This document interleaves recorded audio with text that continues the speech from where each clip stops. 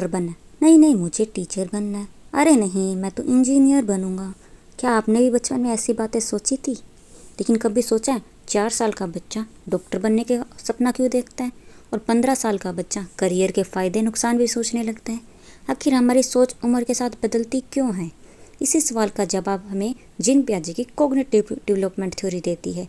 पियाजे का मानना था सिर्फ बच्चा सुनकर नहीं सीखता, बल्कि दुनिया को खुद समझता और बनाता है। स्टेज 1 बताई गई है सेंसरी मोटर, 0 से 2 साल तक। एक बच्चा दुनिया में आया, ना तो उसे डॉक्टर का पता ना टीचर का पता। वह हर चीज़ को छूकर, पकड़कर, देखकर, चखकर सीखता है।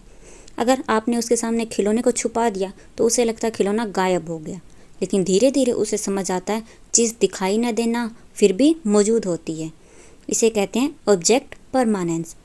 यहीं से आपकी सोच का पहला विकास होना शुरू होता है। सेकंड स्टेज है प्री ऑपरेशनल स्टेज, 2 से 7 साल का बच्चा।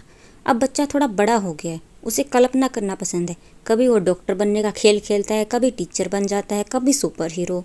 अगर हम उसे 2 गिलास में बराबर पानी दे दें, एक गिलास लंबा है तो उसे लगेगा इस लंबे वाले गिलास में पानी ज़्यादा है, क्योंकि उसकी सोच अभी एक चीज़ से पर फोकस करती है।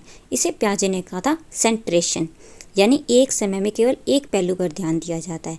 और इसी स्टेज में बच्चा अक्सर सोचता है जो मैं सोचता हूँ वही सब सोचते हैं। इसी को कहते हैं ईगोसेंट्रिज्म। स्टेज 3 है कंक्रीट ऑपरेशनल स्टेज, जो है 7 से 11 साल तक। अब बच्चा स्कूल में है, उसकी सोच तार्किक होने लगती है। अब वह गिलासों का फ़र्क समझने लगता है। उसे समझ आता है कि मात्रा नहीं बदली, सिर्फ आकार बदला है। इसे कहते हैं कंजर्वेशन। अब वह ग्रुप में चीज़ें कर सकता है, क्रम में बदल सकता है, कारण परिणाम समझने लगता है। लेकिन उसकी सोच अभी भी सिर्फ वास्तविक चीज़ों तक है। वो सिर्फ जो चीज़ें उसे दिखाई दे रही है उन्हीं तक वो समझ में आती है।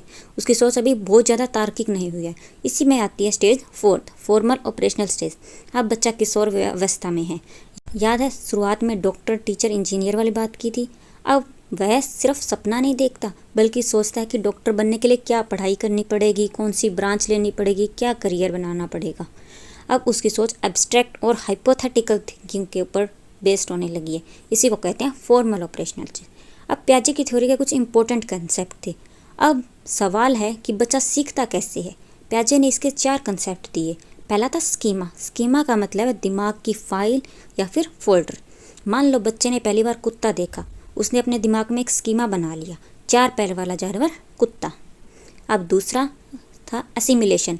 अब बच्चे ने पहली बार बिल्ली देखी, अब वह भी 4 पैरों वाली होती है, तो बच्चे को लगेगा ये भी कुत्ता है। नई जानकारी को पुराने स्कीमा में फिट करने को क्या कहते हैं? असिमिलेशन।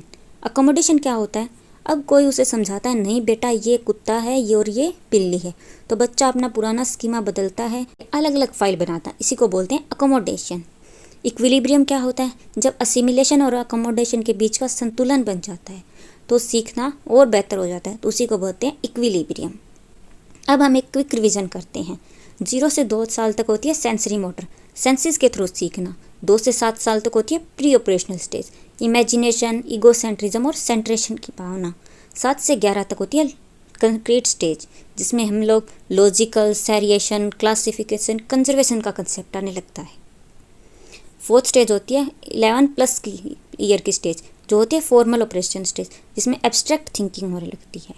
जीन पियाजे का मानना था कि छोटा बच्चा वयस्क नहीं होता, वह उम्र में उसकी सोच अलग अलग होती है, और जैसे जैसे वो बड़ा होता है उनकी समझ भी 4 स्टेजेस के माध्यम से विकसित होती है।